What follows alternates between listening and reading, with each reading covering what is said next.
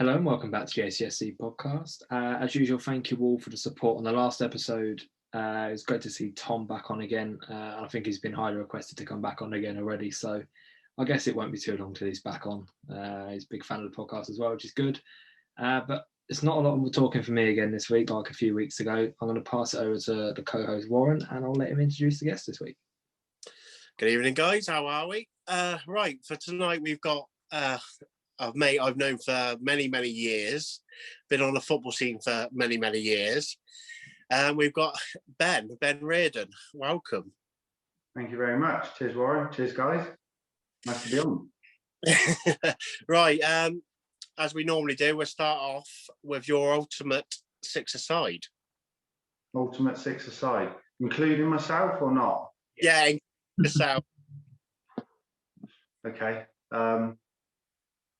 I'm going to go Van der Sar in goal.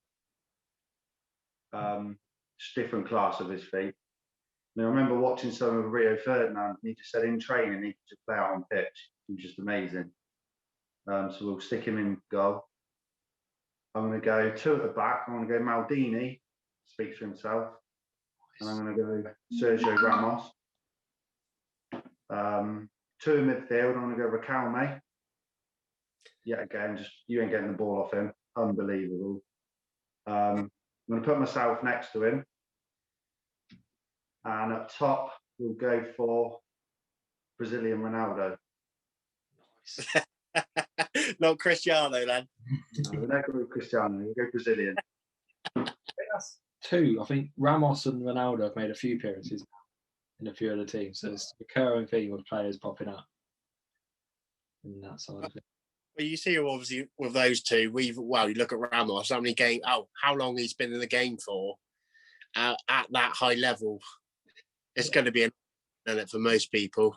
I think, like I said with Ronaldo, I think everyone sort of says it. If he could have stayed fit and away from the injuries, he would have been the best player of his generation by a mile. The things he could do on the ball, like his finishing, was different class. But I think his injuries just got to him a bit too much. I think the thing is as well is back then you didn't get the respect you do from refs as well. Yeah.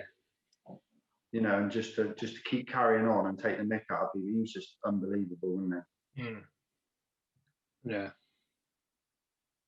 Right. Well, it leads us on for tonight, obviously, our subject of Ben going through his football career, and obviously with injuries, what go through players' careers, and see how they cope throughout it to keep carrying on. So I take it, Ben, it was your first club would have been, obviously a better standard would have been Northleaf first team, would have been. It was, yeah. Is that did you go to under 18s first, or was it they classed it as their reserve team? Yeah, so I played kids football for them for a little bit, and then we went to adults.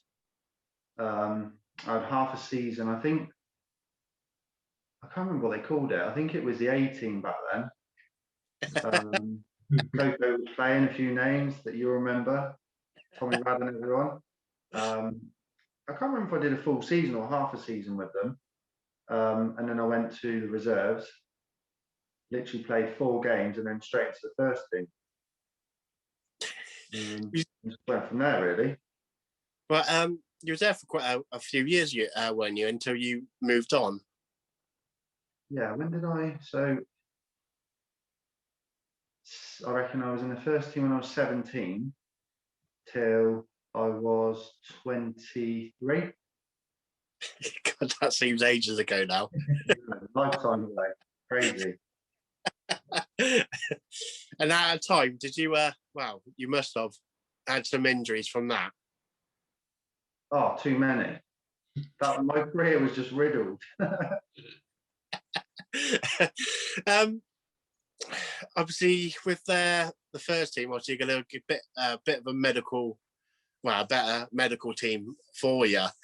But when you're going through those stages of going up to that standard, everyone must have been kicking lumps out of you. Thing is, you're unknown, aren't you, when you first break on the scene, and you're fearless. So you can just go for it. It's only when you've had a couple of years and you're playing against the same teams and they suddenly realise who you are. Yeah. I mean, I was quite tricky. I was quite quick. So yeah, I was one of those players that would entice a tackle. So yeah, I did get injured a lot through tackles, but I think my injuries wasn't because of bad tackles. It was just because I think I've been very unlucky. Your body shutting down. I think maybe if you can apply yourself better, maybe you don't get so many injuries. Maybe that was my downfall. But yeah, I think I was just very unlucky, really. Do you think as well it's one of those things at that standard? Obviously, there's only so much they could do on that, the medical side of it, is taking care of yourself beyond football. Well, after you've left that pitch, what you do in the week to help yourself rest and recover. Oh, 100%. I mean, you know, I'm playing semi-pro. You've got a job. You've got to carry on working. You know, you've got to pay the bills. You've got income. So it's a bit different to being a professional footballer where they can go in for a couple of hours, see the physio, and then rest for the rest of the day. You know, I remember after my first operation, they literally just sent me home. I didn't know what to do. I had no physio. I had to wait a month. Luckily, there was a physio at the club I could go and see, but it's not 24/7. Yeah. Whereas, you know, pro footballers, they come out of the operating theatre, they got a cryo cuff straight away on their knee, and they're cooling it down, getting the swelling out. You know, you don't have anything like that. It's completely different. It's one of those things as well. What we did mental health the other week.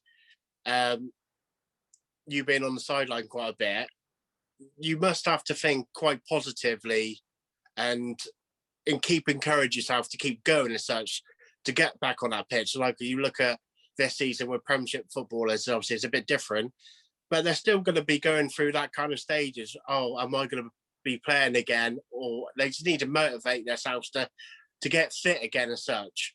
I think a good thing, what you're saying there, is it's been highlighted, I've probably said the last few seasons, is a lot of players now put things on YouTube, like series. So I know Hector Bellerin's done one recently, where he's literally documented from the moment of the injury and his whole recovery. And I think Corentin Tolisso of Bayern Munich done one last year. And I think, like I said there, is that you can sort of get the real aspect of the mental health side of things as well, and sort of seeing that recovery. And I think it's a big highlight of a difference of that level of support, where they're literally getting it, like Ben mentioned, from the minute of that injury. There's physios on hand, everything. Whereas playing at semi-pro level, you don't get any of that. It's worlds away from that, and trying to get that mental aspect right is hard. Yeah, definitely. And I think no matter what level you're at, you're away from the group of lads, aren't you, as well? Because you're just literally with physio. So remember when I was at Siren, we would every training session we'd have a meal together afterwards. So I was working with a physio.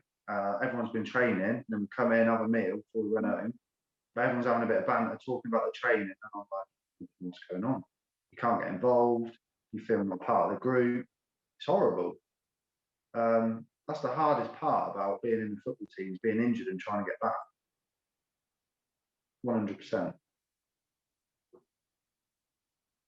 Got anything to add on that, Charlie?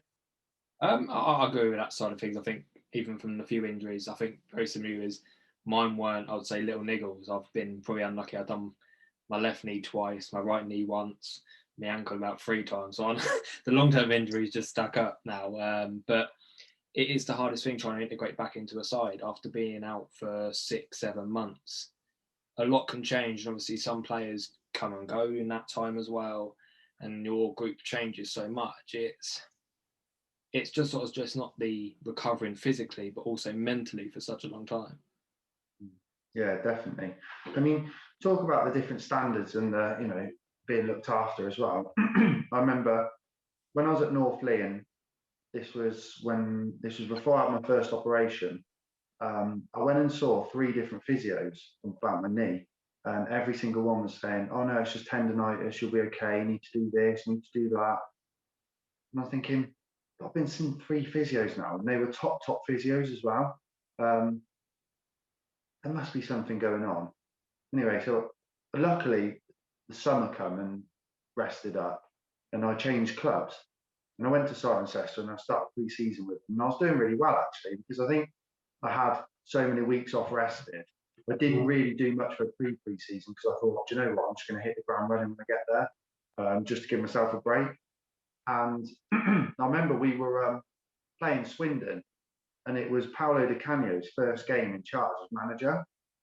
And I pulled up in the warm-up, and I got back and changed, put the shirt, trousers on. I was in the corridor and I was like really like feeling bad. And he come over to me and he goes, "What's up? You're not playing?" And I said, "No, I pulled up. I've been struggling with my knee for ages. I just don't know what's going on."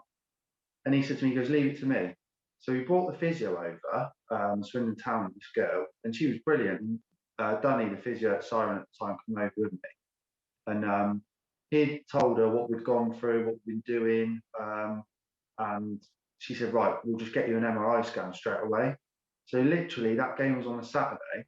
On the Monday, they booked me in for an MRI scan in the Cobalt Clinic in Cheltenham.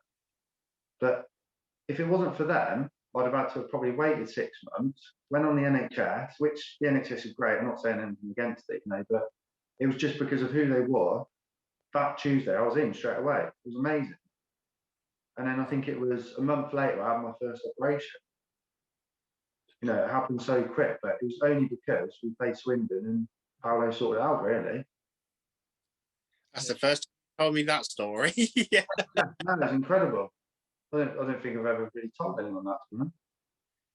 So was it or you were still trying to play with it, or? So they didn't really know at the time. So that was my first. So all they did was there was cartilage loose. So they just obviously give me keyhole surgery and removed a bit of cartilage, which is great. It's fine. A couple of months later, you're back in it. But then I was playing a match, and do you remember when Michael Owen was playing for England and he got the ball on the halfway line? He went to turn, didn't he? And his knee just stayed in the same place. And his like body went, but his knee stayed.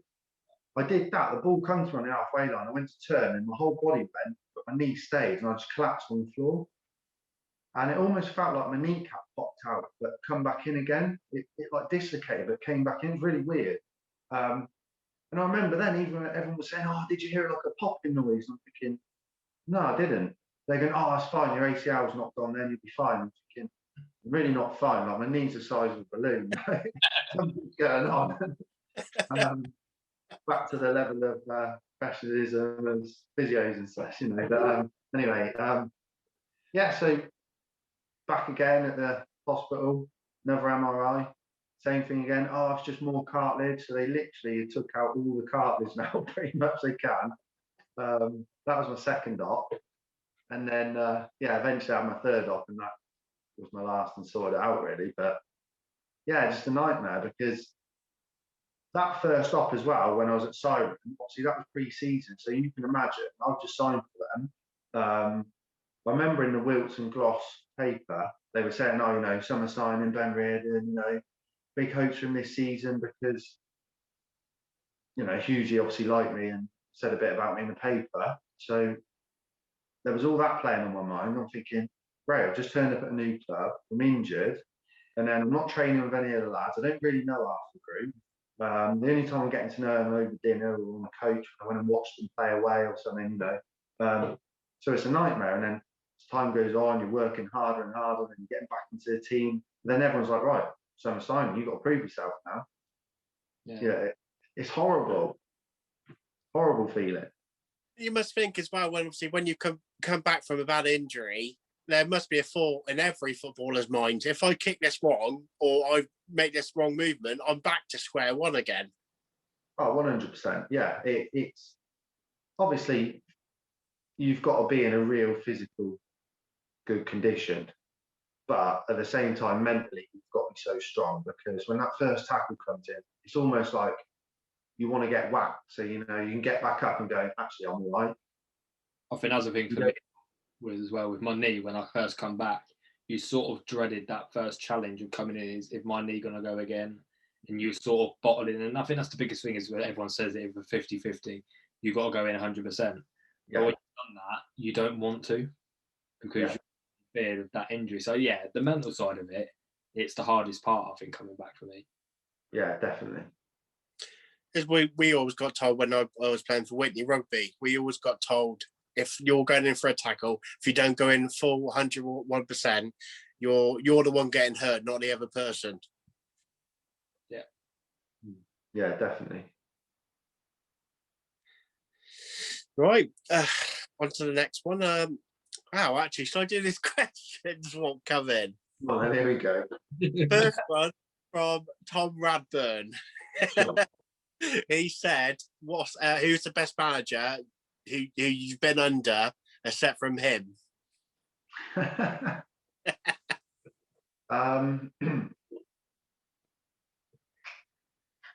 manager.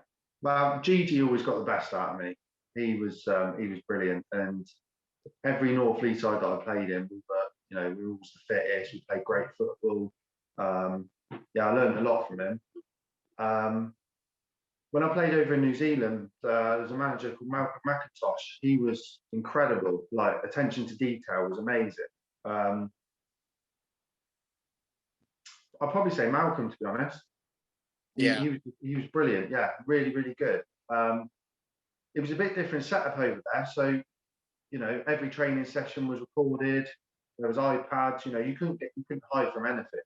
So if you had a fault, he would show you, and it was fantastic. I loved it. Yeah, definitely, I'd say Malcolm. the thing is, obviously, you said about Gigi, you got the best out of you at that age. I think for North Lee, it was all kind of local as well, so everyone kind of knew each other anyway. So it made probably better chemistry on the pitch as well. Yeah, definitely. The social side of things was great. The camaraderie, we were together. It's fantastic. I think that's kind of missing in football a bit nowadays. When I eventually came back to Northley, many years after that, the sense of togetherness had gone. There was no team spirit on the coach. There was going away places. There was no team spirit after the game in the clubhouse. So yeah, I think you're right there, definitely. I think as well, if you look at it from the professional aspect, is like you said, it's not massive in sports. I think you look back years ago, it was always that team was strong. And I think, to me, I think the closest thing we've seen that recently is obviously Liverpool. I think you guys over the last few years, you've literally brought that team spirit that everyone plays for each other on the pitch. You can see it. And I think that is a thing you've missed this year. As to why I know injuries, I think we've spoken about it enough, have hit you a lot. But that, I'd say, to die for each other hasn't been there as much this season. It must be kind of, wow, disheartening. You look at the players that have been lost, and you go on to play a big team, or even obviously this season, the lower, that mentality of, Hendo's been brilliant for it, but he's kept them awake. But it just seems a bit sluggish this year. No one, if he ain't going to get the ball, I can't be bothered. And wow, you look at last week with Kabak and Allison, come out like a kamikaze. I think that's also, aspect of, it's a new player. He doesn't know the players completely, doesn't know what Allison's tendencies are. I think that's an aspect of the team that isn't fully there yet. But Kabak had all the space in the world to bring that ball down. Allison just come flying out. I know. And I think it's one of them. But that's my point. I don't see many teams are like that anymore. It's very an individual type of thing now. Each club has an individual who they see as a key player. Yeah. For myself at Arsenal, for years it's been a pain in the arse now. We're always looking at one or two players as we see an individual, but with our youth coming through, I think we're starting to finally get some of that characteristic. And I think Arteta is very key to bringing that through, is that it's not about the likes of Lacazette or Aubameyang always playing. He's putting the team first now. I think Arteta was a very, very strong character when he was a captain, wasn't he? And I think with Arteta as well, is that a lot of the City lads as well have always come out and said he was very vocal for them. He was a key player and try and motivate them. I think Raheem Sterling was one of the big ones that said he would not have changed the game the way he has and upped his game without Arteta as his coach. But then who did he have at Barca then? Who? No, he come from Bayern, wasn't it? Who are Arteta? I'm not. I'm thinking Guardiola now for some reason. No, Arteta was obviously at Everton for a while, which would have been Moisey would have been his manager. Obviously, Arsene Wenger was with him for Arsenal a long time, and I think he's had a very good relationship with Wenger. And obviously, then he went under Guardiola, so he's arguably two of the best managers of all time he's had under his guidance. It's like even I can't remember what his name now. Klopp's assistant that left. He was supposed to be brains behind it, wasn't he? And he's the assistant, which you'd never think. Exactly. But it's sort of like what Ben said there is one of your favourite managers, one who got the best out of you personally. And I think that's a good thing is that managers, some players don't work under other managers. I think a few players you've seen with Mourinho, they've always said they've played well under him. Some haven't. I think just some managers know how to get the best out of certain players in certain situations.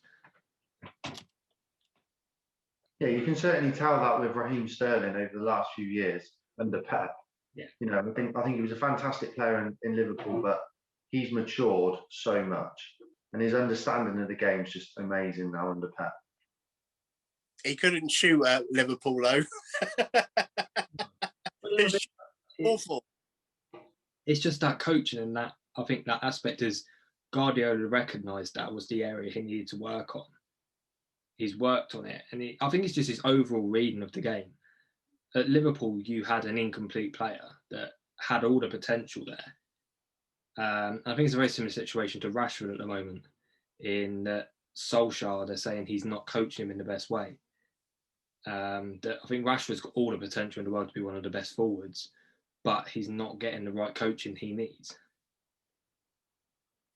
And it's one of those things, is it? Because he keeps playing in different positions. Well, you never know what position he's going to be in, which doesn't help at all. If it's like being a winger one week and then to striker, your runs are going to be completely different than what you're doing. I think with Rashford is, yeah, there is an element of that, but I think with Cavani up front, which can allow him to run in behind, you will see the best out of him. But with Martial, they tend to kind of want to make the same runs. And when teams play very deep and Rashford can't get in behind, it's almost like he's stuck with what to do next. He doesn't, I don't know. It's almost like Sterling would have been a few years back under Pep, and then it's all changed. And I do think you're right. I think Rashford does need that. He needs to mature. He needs to understand the game differently.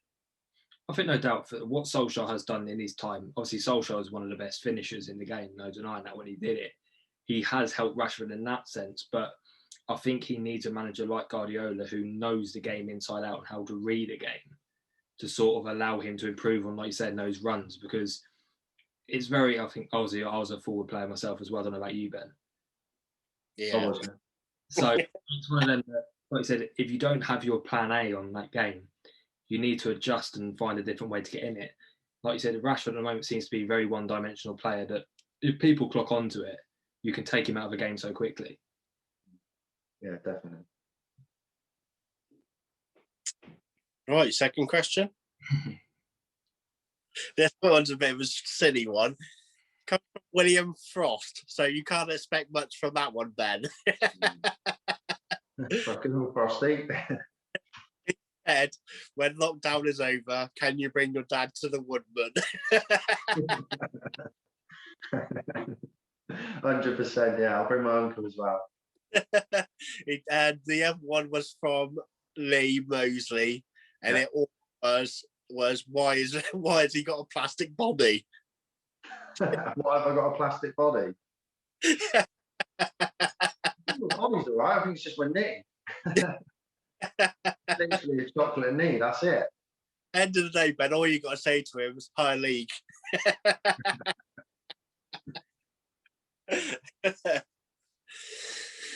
You got anything, Charlie? I'm trying to think of things, conversations. I think it's flowing very well talking about things. Who do you support, Ben? Let's try and work. United. Okay. Yeah. So it's good to see that you can be, I'll say a bit like how I am with Arsenal as well, that I'm happy to criticise in certain aspects of it. So realistically, where do you think you'll finish this season? Do you know what? I was having this conversation today actually, and I think Man United have got a really tough running now. They've got Man City away, they've got Chelsea away, and they've got Tottenham away.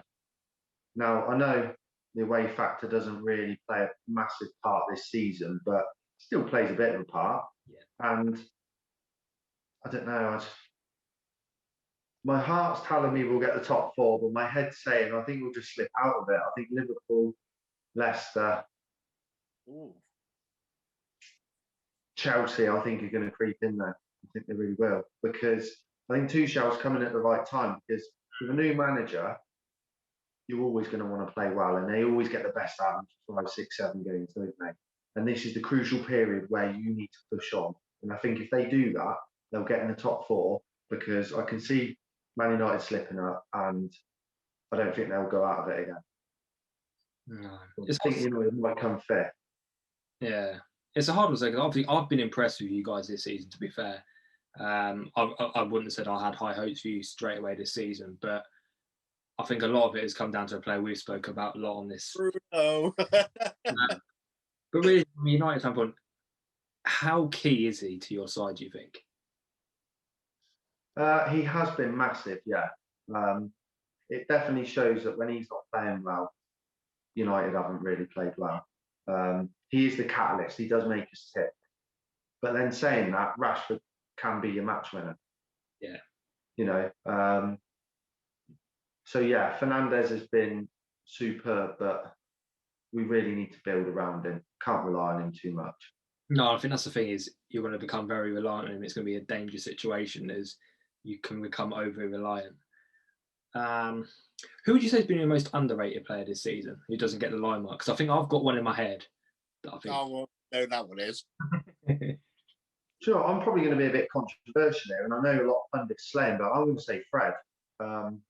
The reason being is because he allows McTominay and Bruno so much time on the ball. Like, he breaks everything up. Like, his passing, his distribution isn't always the best, but he's working on that. And Carrick's come out and said, he's putting extra sessions with him, and you can see that he is progressive.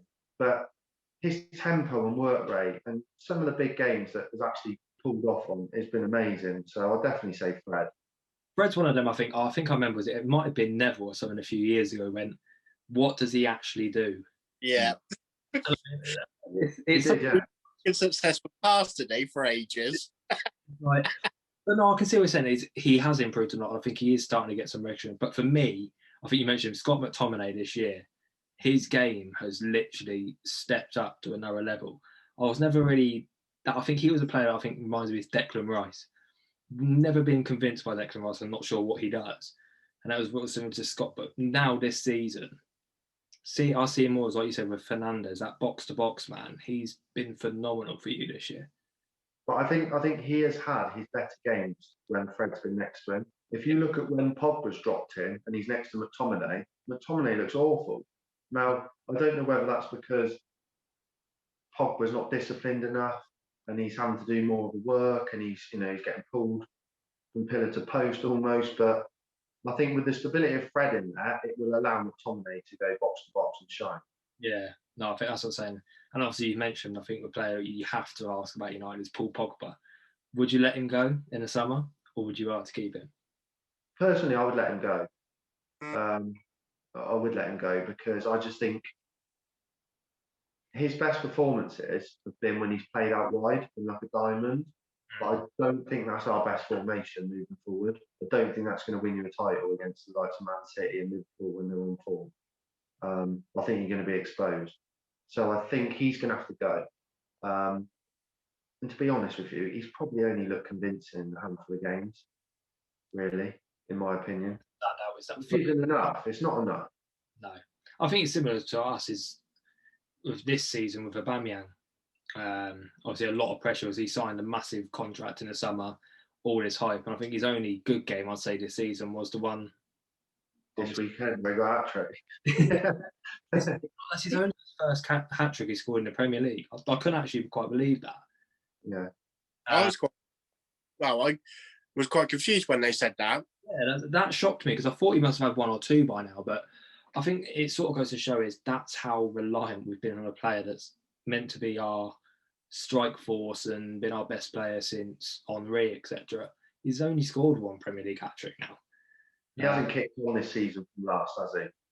I think the problem for us is he got what he wanted effectively. He got that one big paycheck for the contract.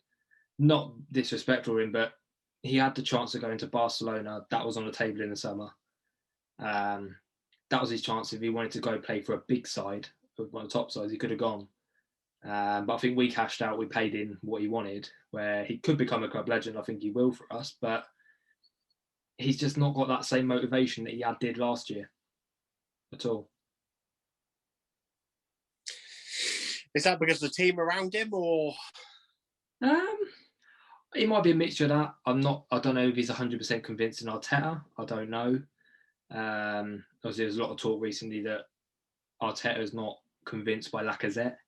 There's a lot of things that are saying that's why he's not getting the minutes. But it's hard to say because he's our top scorer in the league this year. He's had a lot of games. I think Arteta's just very keen on rotation, which is something we've not really been doing a lot. We always played the same 11 every week. Whereas I think he's sort of doing the Guardiola way where you can't predict a City side after time. For fantasy football, it's a pain in the arse because you've dropped Sterling once every freaking 2 games. Like, I think that's the way Arteta he's learnt of him. Guardiola knows how to do it. It's like one of those things, like with Bobby, with what he's done the last couple of years now. I think everyone, as a Liverpool fan, have overlooked of what he's done this year, which hasn't been much. But it's like last week he had that flick on for Salah, which was brilliant. But yeah, keep have one brilliant game in 5, and the rest you're not doing anything. I know he does a lot of things without the ball, or he's defending that, but surely your front three, you want all 3 scoring goals. So it's one of those things, isn't it? I think it's hard because, like you said, you want your front 3 scoring goals. You've been so used to Mane and Salah bagging 20, 25 plus. The only club I think really can do that is City, who have that other thing. I think United do have the potential with Rashford, Martial, Cavani, them types to all get their numbers, but it's become a luxury. There's not many clubs I can say in the world. Obviously, Bayern Munich show it best with Lewandowski bagging 40 plus. There's not many sides that can do that. There's one person you just said then, which I don't think he should be there anymore.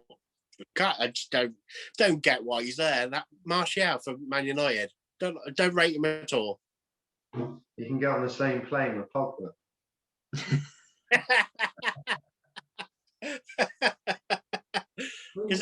He's been there a long time. People forget that. How long's he been there? For 5 years.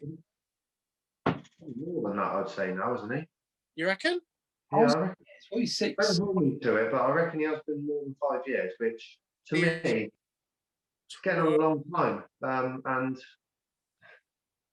he hasn't really lived up to his full potential, has he? Let's be honest. No, I think you need to look for other people in that area now. He's not a number 9. Wasn't it in his? He's not going to take Rashford's place, is he? No, and I think it wasn't in his contract that he had so many add-ons that if he won the Ballon d'Or and stuff like this, there was that much hype. Miles away from it, isn't he? 54 million, wasn't he, with add-ons? I think it was higher than that. 50 million, yeah, something like that, yeah. Because I think he was the most expensive teenager in the world at the time when he went to you guys. Yeah, I think he was. And then Mbappe turned up. I think with Pogba, I think Juventus might go in for him again if they are. Man United are looking to ship him out. And with his age, I reckon you might get nearly close to what you actually paid for him. Depends if they let a few go, doesn't it? Really, I think they haven't spent a lot, but I'd imagine their wage bill's quite high in Venice. You look at some of the names that are there. So yeah, 80 million back for him. Yeah.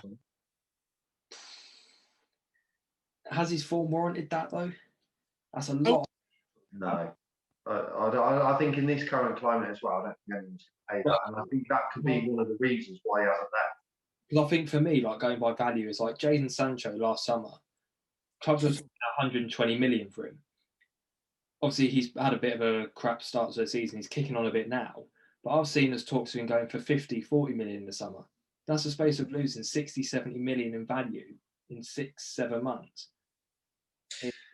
He's not exactly as to blame for it. It's the whole team. They've been, even their position looks all right.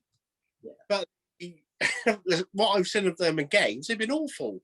Even they could be dominating the game and then they're going losing 2-0 to a bottom of the table team. But they had this same thing a few years ago, obviously with Klopp when they won, I think, 1 or 2 titles and then they were really struggling. Dortmund, I think one of them clubs, they're like a feeder team now. And I think this is the big thing after they have been brought up with the Bundesliga was obviously Upamecano, who's now moved to Bayern Munich in the summer. Yeah. Leipzig team, it's like, I can see why people call it a Farmers League eventually, because you've got Leipzig, arguably the second, third best team. It's like City selling Aguero to you. Yeah. So many years, you look at the players they've taken from especially Dortmund, to go to Munich. It's unbelievable. Yeah, but they're all for good prices as well, aren't they? They don't spend at all by Munich. They do their business. That Upamecano was 37 million. That is an absolute steal of a signing for him. Yeah, it is. Because they'll let Alaba go now, won't they? I think he's going to Madrid for a free. Yeah. And I think getting a replacement like Upamecano for 37 million, there's clubs who are willing to pay 60, 70 million for him. There must have been something in it because they were Leipzig weren't planning to even do any talks until summer, and they knew he was going, but it was summer. So they must have got one of Bielsa's staff room and got over the fence. Yeah. Okay, so a question for you, Ben. For United, obviously, say you have a good window, you let Martial go, you let Pogba go. You could bring 2 in replacements. Who would you bring in? Let Pogba and let Martial go. Well, I think the number one ideal scenario for Man United would be to get Haaland in, 100%. Cavani's great and he's made such a massive impact, but he's not the future, is he? And if you can get someone that's going to better that position, who's going to take it? And I think Haaland, at the minute, is the only player in the world that I think, if he's available, you've got to go for him. You know, you look at that position, that number 9 position, there isn't many world-class number 9s out there at the minute, is there? No. I think like Haaland is, I think I said before, he reminds me a lot of Zlatan. He's got that attitude about him. And I think for you guys, he sort of fits your club like stature. He could play for, United is still one of the biggest teams in the world. He could fire you to titles easily. Yeah, definitely. And I think if we let Pogba go, I'd probably get a wide player. I wouldn't. I mean, we've got Bruno in the hole. You've got Fred and Tomine. You've got Garner that can come back. Matic is still there. Whether he'll stay or go, I don't know. So I think the midfield's covered. Probably say someone like Sancho, but you're never going to get Haaland and Sancho, are you, together? So that's a real tough question, actually. Well, I think, hasn't Haaland got a release clause this summer? Yeah. Yes. Yeah, he has. That would be the only way you'll have to activate that, and God knows how much that. The reports are true about 50 million. I think that's an absolute steal for a player like Jadon. But I think you're going to be talking closer to 100 for a player like him. I think if he was going to go in the Prem, I think he'd go to Chelsea. You know, I've seen a lot of these reports as well. They've always. Tammy Abraham, no disrespect, he's not really cutting it, is he? Giroud, every time he plays, he scores, but he hasn't got age on his side, and for some reason, Tuchel and Lampard just didn't like him. They didn't play him. No. So I think Haaland is the fit. Giroud's a player that I always have a love for. Even at Arsenal, he was one of he's a similar situation. If you gave him to a club, I think like Villa or something, where he could start every game, he'll be bagging 20, 25 goals in the Premier League every year.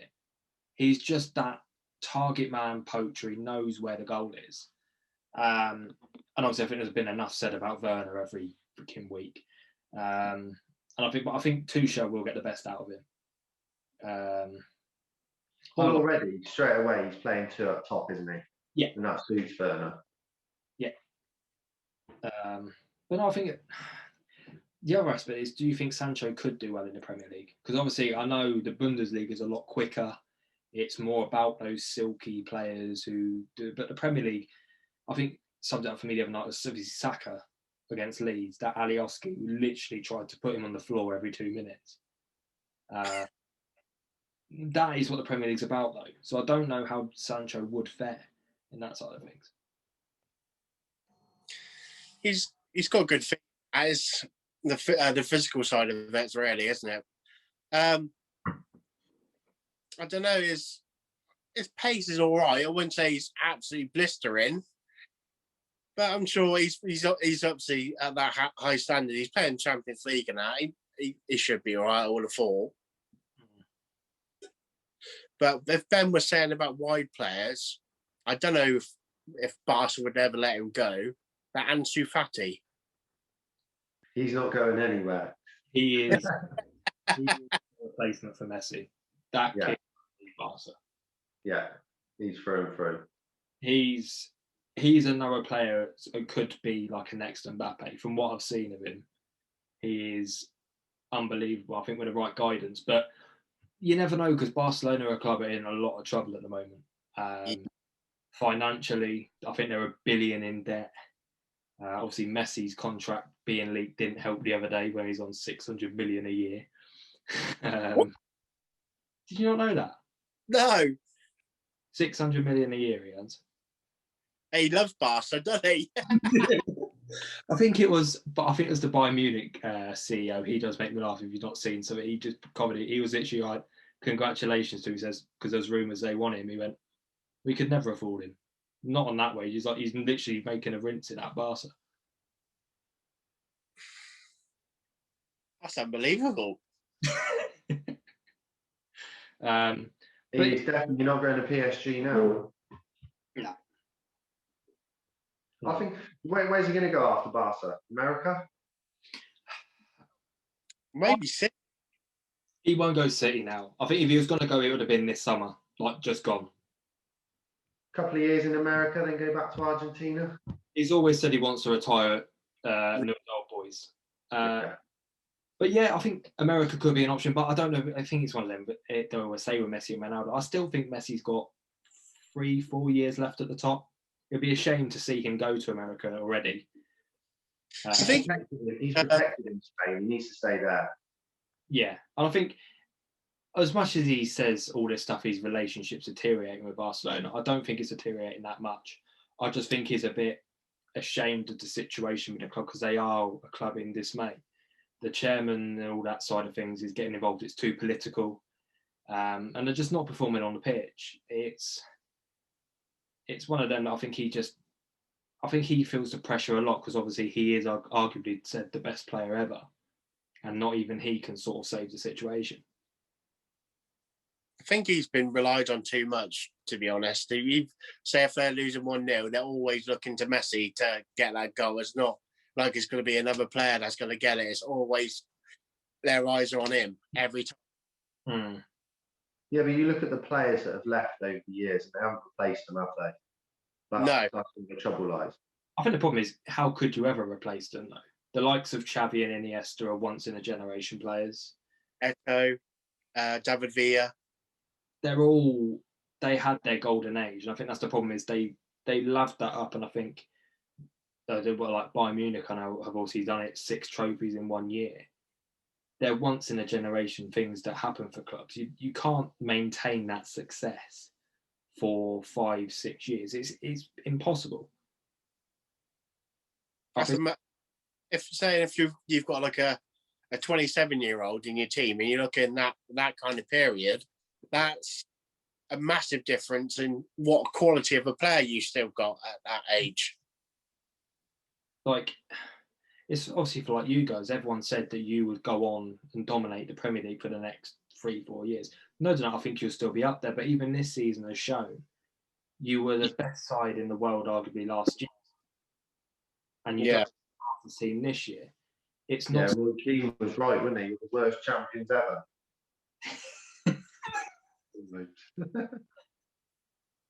Did you read?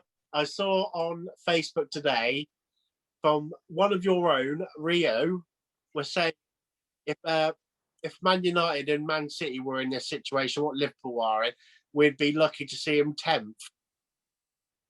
And that's Rio coming out with that.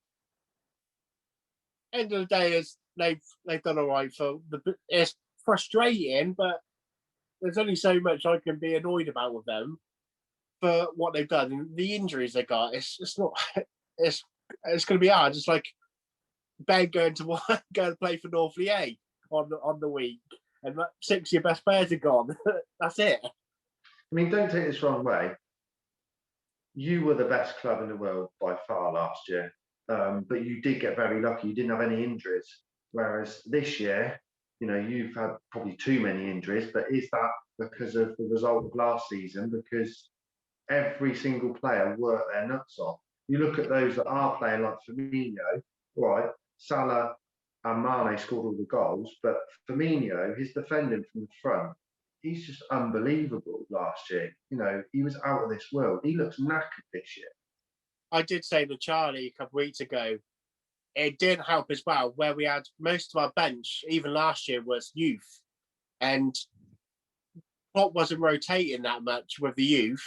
Oh, he was doing, but literally our first 11 were playing every single game. You're going to be knackered, aren't you? And over the summer, it ain't really out to, as I said, with COVID. It's not the same with going back on the training pitch. They were filming every day at home on their bikes, or they're doing yoga.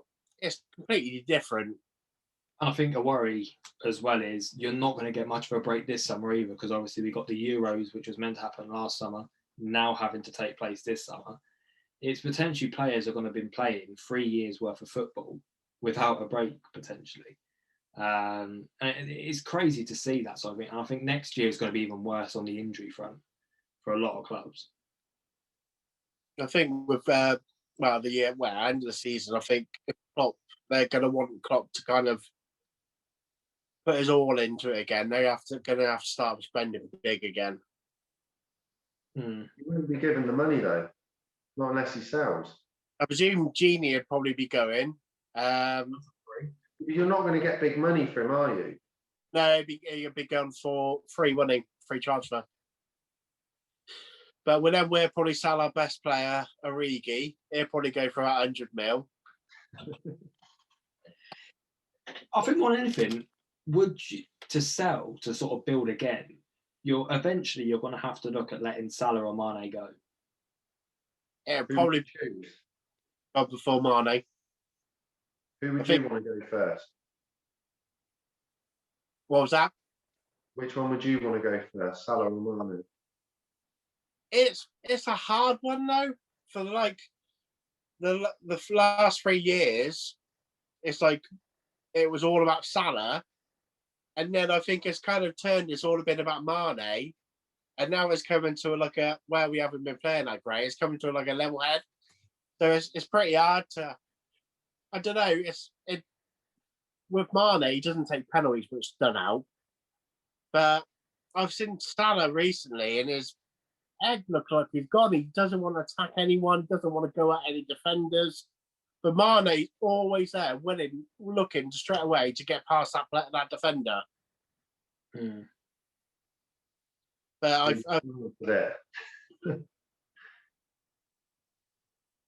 Salah gone. Yeah. But then I think we've had our money's worth of what we paid for him and what we've got out of him. True. He's been exceptional. Okay, I'll throw one last thing in there. So obviously, we're recording this on the Tuesday. The Champions League is back as of tonight. So, score prediction, Warren. Leipzig versus Liverpool. What's going to happen? Did see that Liverpool favourites. But they're favourites tonight. I entered the team lineup, and obviously I expect it will only just come up one up. Lineup. So you have Allison in goal, Kabak, Robbo, Arnold, and Hendo at the back. Genie, Thiago, and Curtis Jones in the middle, with Salah, Bobby, and Mane. I don't know. Leipzig as well at the moment, obviously, where they've left, they have had a brilliant season so far. I have that Paulson seems to, like beforehand when Werner was there, more of attacking midfielder. I don't know. I reckon it could be a boring one. Maybe like a. Ben, what do you think?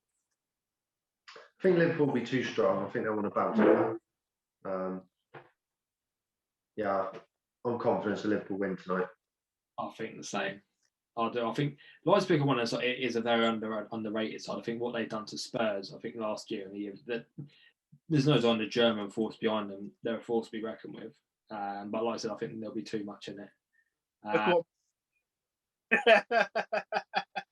And who do you think will win the Champions League this year? I think it's City's to lose. Yeah, I really do. Way they're doing, I reckon it's City. I still think Bayern Munich are going to be in a shout of it. They still look unbelievable again this year. I think how you guys were the top side in the world last year, obviously them storming to the Champions League in the end, taking Bayern apart 8-2 as well. I think even like Lewandowski the last few years has hit a different level in his game. And I think he'll fire him, to another Champions League. I think he's not greedy and they supply him the balls to do it. I think what it is, they've got so many players around them. They work as a team. I think obviously you've got Alfonso, the youth side of it. Goretzka has bulked up into an absolute animal. Obviously, Sane doesn't really get a shoe in. I think that's one of the interesting ones. Is Sane went there for a new start, and he's just in the same situation was at City. Yeah. But I think that sort of wraps up this episode. I think there's been quite a lot covered. It was a pleasure to have you on, Ben. Thank you very much. No worries. I really enjoyed it. Good. And obviously, Warren, it's a pleasure having you back on as usual. It's great to finally be able to sort of give you some stick at last, because Liverpool are probably just doing as bad as Arsenal. It's brilliant. I think we're only about 6 points off you now. It's good. Keep wishing. It can't be that far because you lost and we were not. Yeah, I think it's about 6. We'll have a 6-pointer in about 4 weeks. Arsenal just come up from nowhere. Our run-in for the next 6, 7 years. It's a bumpy ride for the next 4 weeks as an Arsenal fan. Career on the sideline, Arsenal will soon. In about 4 weeks, I won't ever wear an Arsenal shirt on the podcast again because we'd have lost about 9 on the bounce. It'll be brilliant. But as again, thank you all for watching. As usual, all hit up our socials. They'll all be below in the comments. Giveaways over on the Twitter page run by Warren every week. He loves doing them. If you haven't seen it, check out his pack pulls he's been getting on FIFA. He's been putting them up on the Twitter page as well, I've noticed now. But obviously, guys, thank you very much. We'll see you next week.